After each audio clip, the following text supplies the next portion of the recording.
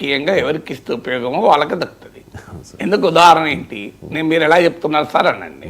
Last time భారత్ని ఎవరికి ఇచ్చారు, మీరు ఎవరికి ఇచ్చా లెక్క తీయండి. కర్పూరి ఠాకూర్కి ఇచ్చారు. కర్పూరి ఠాకూర్కి ఇవ్వడం కరెక్టే, డెఫినెట్గా కరెక్ట్. ఎందుకంటే ఆయన సామాజిక న్యాయానికి ప్రతీక, అత్యంత అణగారిన కులంలో పుట్టి ఒక రాష్ట్రానికి ముఖ్యమంత్రిగా ఒక మోస్ట్ బ్యాక్వర్డ్ కమ్యూనిటీస్ పొలిటికల్ కాన్షియస్నెస్కు సింబల్గా ఉన్నాడు. అందువల్ల కర్పూరి ఠాకూర్ ఇవ్వడానికి అభ్యంతరం కాదు. కానీ ఎందుకు ఇచ్చారు, నితీష్ కుమార్ను ఇండియా కూటమి నుంచి ఎన్డీఏలోకి రప్పించుకోవటానికి ఇచ్చారు. అదే అభ్యంతరం. కర్పూరి ఠాకూర్ ఇవ్వడం అభ్యంతరం కాదు. తర్వాత ఇంకెవరికి ఇచ్చారు, చరణ్ సింగ్కి ఇచ్చారు. చరణ్ సింగ్ రైతు ఉద్యమ నేత, కేంద్ర భారత మాజీ ప్రధానమంత్రి, హోంమంత్రిగా పనిచేశాడు, అగ్రికల్చర్ మినిస్టర్గా పనిచేశాడు, ఒక సీనియర్ రాజకీయవేత్త, రైతు నాయకుడు. చరణ్ సింగ్కి ఇవ్వడానికి అభ్యంతరం ఏం లేదు. కానీ ఏం జరిగింది, చరణ్ సింగ్కి ఇవ్వడం ఎందుకు ఇచ్చారు, ఇండియన్ అజిత్ సింగ్ అంటే చరణ్ సింగ్ కుమారుడు నాయకత్వం, ఇప్పుడు ఆయన మనమడు జయంత్ సింగ్ నాయకత్వంలో ఉన్న రాష్ట్రీయ లోక్దల్ ఇండియా కూటమిలో భాగస్వామి. రైతు ఉద్యమాల వల్ల ప్రభుత్వానికి జాట్ ఫార్మర్స్లో భారతీయ జనతా పార్టీ పట్ల వ్యతిరేకత ఉంది. ఆ వ్యతిరేకతను బయటపడటానికి ఆర్ఎల్డీని ఎన్డీఏ వైపు అట్రాక్ట్ చేయడానికి చరణ్ సింగ్కి ఇచ్చారు. ఇది నిజం కాదా? ఇక మూడో వ్యక్తి పివి నరసింహరావు. పివి నరసింహరావుకి ఎందుకు ఇచ్చారు, పివి నరసింహరావుకి ఇవ్వడానికి కారణం కాంగ్రెస్ పార్టీ అధినాయకత్వం సోనియా గాంధీకి పివికి మధ్య ఉన్న విభేదాల వల్ల కాంగ్రెస్ పార్టీ ఆయన పట్ల చూపాల్సిన గౌరవం చూపలేదన్న విమర్శలు ఉన్నాయి కనుక, తెలంగాణలో పార్టీకి ఉపయోగంగా ఉంటుంది కనుక మీరు పివి నరసింహరావుకి ఇచ్చారు. అవునా కాదా?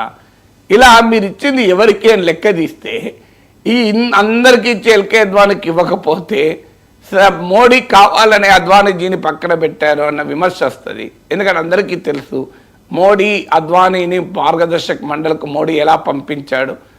కానీ ప్రధానమంత్రి కాకపోయినా కనీసం రాష్ట్రపతి కూడా చేయలేదే. ఎల్కే అద్వానీ రథయాత్ర వల్లనే కదా బీజేపీ ఈ స్థాయికి వచ్చింది. రెండు సీట్ల నుంచి 200 సీట్లకు వచ్చింది.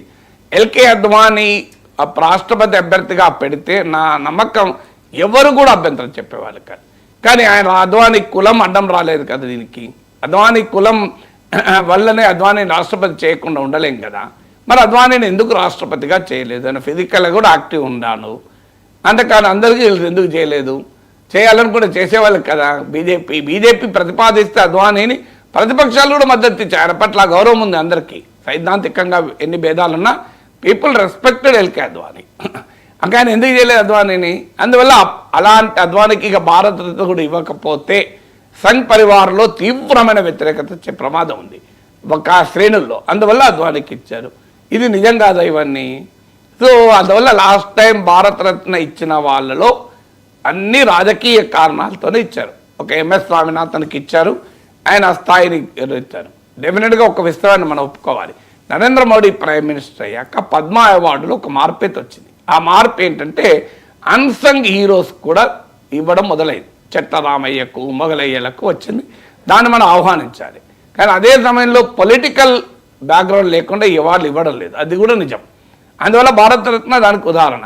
సో ఈ గత ఏడాది భారతరత్నలో ఉన్న రాజకీయ డైమెన్షన్ను మనం అర్థం చేసుకున్నాక ఇప్పుడు ఎలా ఉంటుంది భారత్న, ఎవరికి ఇవ్వచ్చు అనే క్వశ్చన్ వస్తుంది.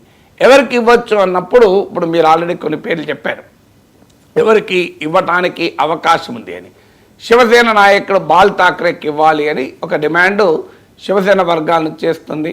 బీజేపీకి అక్కడ ఉద్ధవ్ ఠాక్రేని ఫినిష్ చేసి ఏక్నాథ్ షిండే నాయకత్వంలోని శివసేన నిలబెట్టడానికి హిందుత్వ ఐకాన్ కూడా అయిన బాలాసాహెబ్ ఠాక్రే ఒక అవకాశం.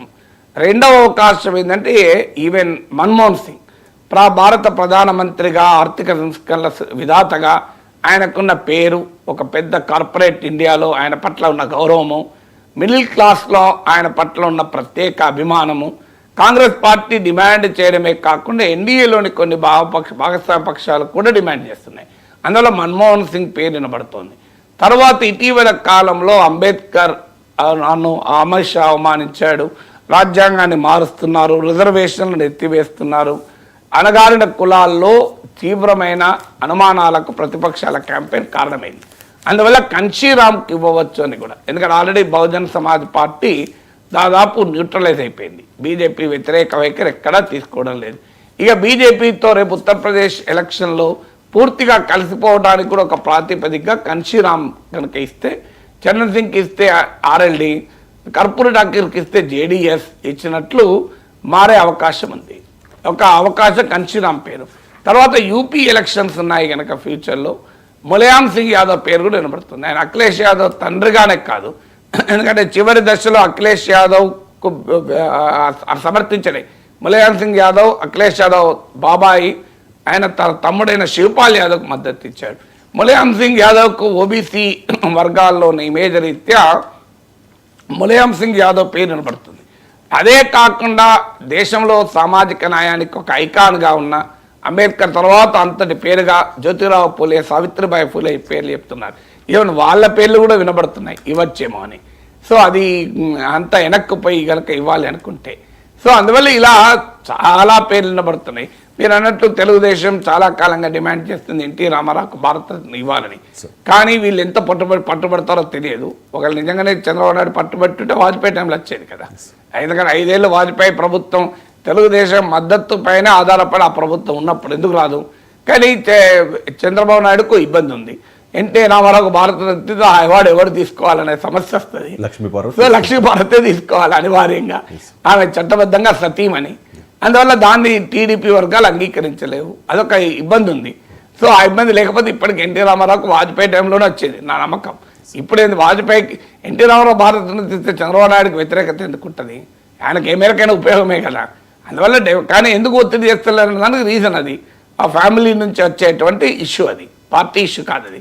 So they cannot accept. పక్కన పురంధేశ్వరి, బాలకృష్ణ, చంద్రబాబు నాయుడు వీళ్ళందరూ ఉండగా, ఎన్టీఆర్ కుటుంబం అందరూ ఉండగా, లోకేష్ వీళ్ళందరూ ఉంటారు కదా కుటుంబ సభ్యులు, లక్ష్మీభారత్ వచ్చి అవార్డు తీసుకోవడానికి వీళ్ళు భరించగలుగుతారా?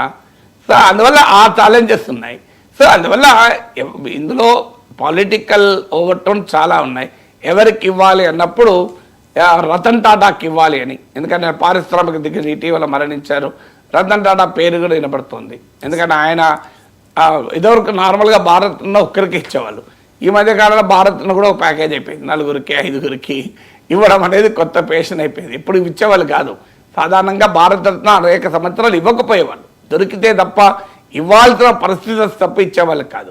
పద్మభూషణ్, పద్మవిభూషణ్లే చాలా తక్కువ ఇచ్చేవాళ్ళు, పద్మశ్రీలు ఎక్కువ ఇచ్చేవాళ్ళు. ఇప్పుడు భారతరత్నలే నెంబర్ పెరిగిపోయింది, ప్యాకేజ్ ఇన్ఫ్లేషన్ వచ్చేసింది, భారతరత్న కూడా ద్రవ్యోల్బణం పెరిగింది. అందువల్ల బహుశా రాజకీయ క్యాలిక్యులేషన్లు వేసుకుంటారు. రేపు రాబోయే ఎన్నికలు ఇప్పుడు ఎవరికి ఇస్తే బీజేపీకి పొలిటికల్గా కలిసి వస్తుంది, ఎవరి ఇమేజ్ వల్ల బీజేపీకి అడ్వాంటేజ్ అవుతామని చూసుకుంటారు. ఆ ప్లస్లు మైనస్లు చూసుకొని ఇస్తారు. చిన్న బ్రేక్ తీసుకుందాం సార్. బ్రేక్ తర్వాత